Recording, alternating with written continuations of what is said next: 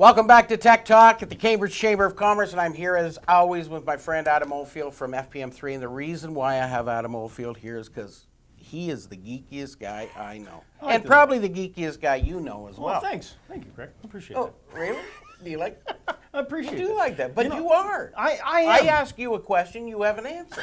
That's the way it works, isn't it? I mean, come on. I know, it's absolutely unbelievable. And when you came in here and told me that MP3 is dead, You had to throw out all your CDs. I know. They're all gone. that music you made. And you know what's interesting? We take this for granted. Remember Napster? Back in the 90s was Napster, and this was where the BitTorrent, original BitTorrent, the gentleman who started up Twitter, was actually from Napster. And what happened was MP3 was where he made it famous. And MP3 set out a patent that said anyone is able to use this, license free, and you can now listen to music in this digital format. Well, we all take MP3 for, I'm going to say, granted. Because you say, oh, there's an audio file, it's MP3. Well, Apple actually took the initiative when they launched iTunes when they first came out with MP3, but they allowed you to change the codec or the digital output to AACC or ACC. And so now MP3 literally is illegal to actually technically output an MP3 without paying license rights. So if you want to look at it, you'll never see an MP3 coming from Spotify or any of the other electronic providers, and that's because no one's going to be paying that license fee. So MP3, it's dead. done. Then over.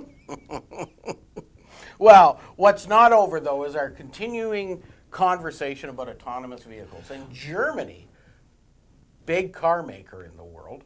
Some Huge. incredible luxury vehicles. Yeah, and standard vehicles as well. And you know, there's been a misconception. Germany's been a forefront when it comes to autonomous driving. Yes, they have. They're just not allowed to test in their own country.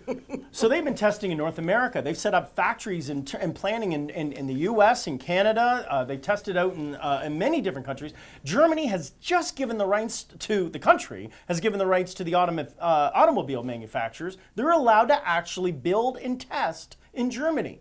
So yeah, the Autobahn's going to be much more interesting. I can tell you that. So Well, and when you think of Europe and its narrow streets and its kind of peculiar intersections, this is going to be a real test for autonomous vehicles. Well, we've seen it with Pittsburgh, where Pittsburgh was a big testing market, and San Francisco for that matter, and they actually had to pull it out. Uber had to pull out 100%. And a lot of the issues was self-driving cars had issues crossing bridges. That was one of the biggest issues, was that the autonomous cars were having troubles with the technology and the satellite signal actually reflecting off the water. It would just shut down.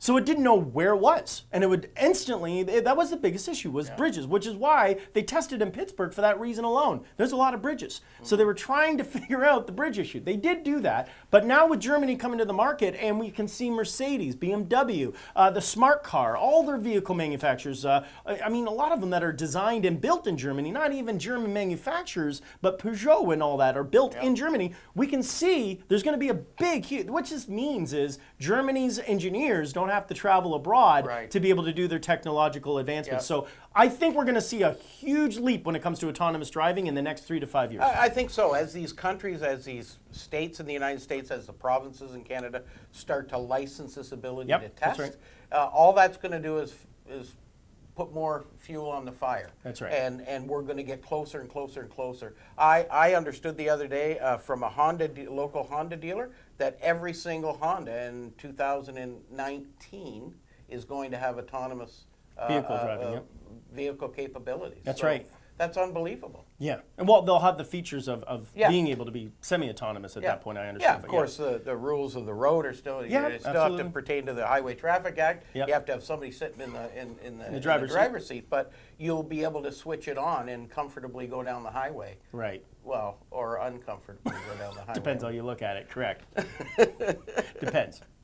That leads us to our next topic. Yes, sir. Is related but unrelated, and that's virtual reality. You know, virtual reality is something that's came out of well, it started with augmented reality. And augmented was this Pokemon game. We saw everyone went crazy, right? Lasted 5 months. Now it's lucky if it's even alive. I mean, I don't know. We have a park in our backyard, and they're still hanging around there. Well, that's the only one, because I can tell you right now, it's the last park that has Pokemon. So the new thing now is virtual reality, and we're going to be speaking about a lot of that. There's a big investment on Facebook, Google, Apple. All of them are going to be putting a lot of effort into virtual reality. And one of the areas they're doing this is in the medical field, specifically, not on the operations side, but on the psychology side. So they're running this right now with artificial intelligence, where you're having a conversation training medical students for probably the toughest part of their job, and that is breaking the bad news. So a lot of these medical students, and it takes years, truthfully, to deal with a certain situation and how you can respond to how someone reacts. I mean, when you tell someone they're terminally ill, or you told a loved one from an accident they just passed on,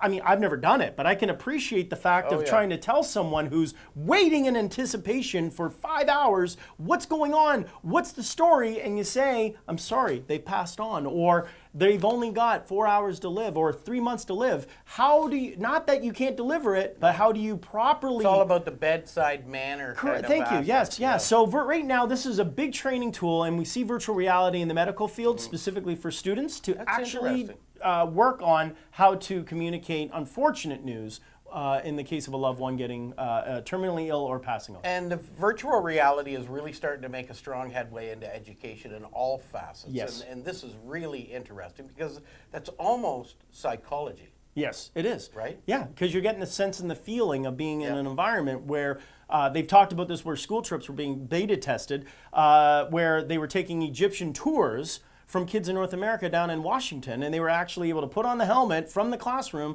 and experience an actual tour. Now, they couldn't smell the must or sense the heat or feel all of those elements if you were really there, but that's another topic for another tech talk, but they're coming, and this is something we can expect in the future, is a lot of training is going to be done with a virtual helmet. Yeah, that's interesting. Well, that's it for Tech Talk. We'll talk to you next time with Adam Oldfield from FPM3.